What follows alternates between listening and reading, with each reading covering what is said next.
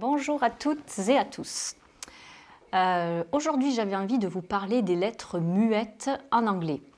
Alors, on a vu dans des vidéos précédentes qu'en général, en anglais, on prononce toutes les lettres, ce qui fait une différence nette avec le français qui, lui, regorge de consonnes muettes notamment. Donc on avait vu que par exemple on va prononcer le H, on va prononcer le S à la fin des pluriels, on va prononcer les N ou les M dans les sons nasaux français.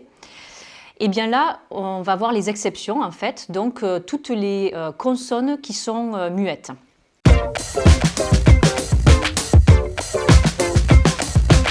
Alors on va commencer par le T. Donc effectivement, dans les verbes comme listen, donc qui veut dire écouter, I'm listening to the radio, to fasten, fasten your belt, attachez votre ceinture, to whistle, donc siffler, et to wrestle, donc lutter, vous avez là un T qui est muet. On le retrouve aussi dans le mot castle, le château. Ensuite, alors, hyper important, le L, qu'on rencontre beaucoup dans des modaux, les modaux comme should, would, could. Donc là, on ne va pas dire could, should,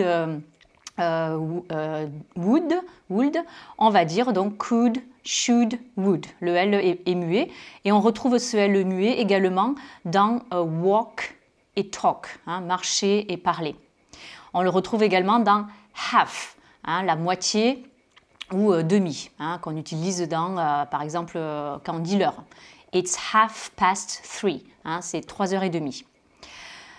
Ensuite, autre lettre muette, ce sont les GH. Alors ça, ce sont des lettres muettes qu'on retrouve dans bon nombre de mots, comme tonight, eight, daughter, la fille. Mais on va le retrouver aussi dans bon nombre de verbes irréguliers au prétérit, comme bought, le prétérit de buy, thought, le prétérit de think, taught, le prétérit de enseigner, to teach, brought, le prétérit de bring, apporter. Et on le retrouve aussi dans une conjonction de coordination telle que although, bien que, même si. Ensuite, autre lettre muette, le K lorsqu'il est suivi d'un N. Effectivement, on va dire I know, je sais, je connais. On ne va pas dire I know. On le retrouve aussi dans knees, les genoux, et dans knife, le couteau. Le W, il va être muet dans le verbe to answer, or an answer, répondre, la réponse.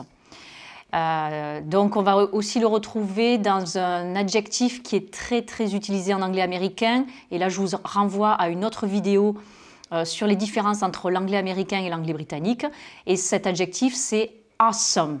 On ne va pas dire awesome, on va dire it's awesome. C'est génial, c'est super, impressionnant. On va retrouver ce W muet dans aussi whole, entier, total, dans who, qui, et dans l'épée, sword. Ensuite, tous les mots qui viennent du grec, qui commencent par PSY, et bien là, pareil, on ne va pas prononcer le P. Donc la psychologie, on va dire psychology. La psychiatrie, psychiatry. Le B dans les mots tels que doute et dette, on va dire doubt, debt. Donc là, le B, lorsqu'il est suivi d'un T, il va être muet. Le S dans le mot island.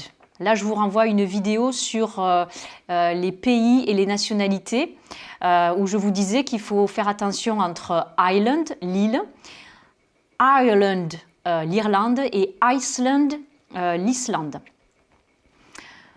Voilà, donc là vous avez quelques consonnes muettes. Je vais juste en ajouter une dernière dans autumn, l'automne, donc en anglais britannique, qui se dit fall en anglais américain. On l'a, comme en français, on ne va pas prononcer le M. Et ensuite, quelques voyelles muettes aussi, ça va être dans certains adverbes comme definitely, on ne va pas dire definitely, et absolutely, on ne va pas dire absolutely. Également, très important, dans les vêtements, clothes. Alors ça, c'est une erreur très fréquente de prononciation des francophones qui voient ce ES à la fin de clothes et qui ont envie de dire clothes. Donc là, je vous renvoie aussi à une vidéo que j'ai réalisée sur les pluriels où effectivement il faut prononcer les S et les ES, mais là c'est une exception. Donc là, on va dire clothes. On fait bien le TH et ensuite on fait ce. Et puis on va retrouver le A qui va être muet aussi dans des mots comme eventually, actually. Alors là, je vous renvoie à des vidéos sur les faux amis, puisque eventually et actually ne veulent pas dire éventuellement ou actuellement, ils veulent dire finalement et en fait, vraiment, effectivement. Donc là, ça fait l'objet d'une autre vidéo sur les fameux faux amis.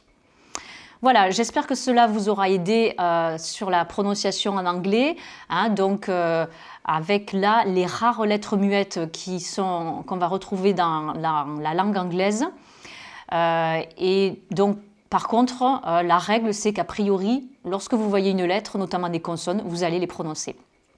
Voilà, je vous dis à très bientôt pour une nouvelle aventure en prononciation en anglais. See you pretty soon for a new adventure in English pronunciation. Bye bye!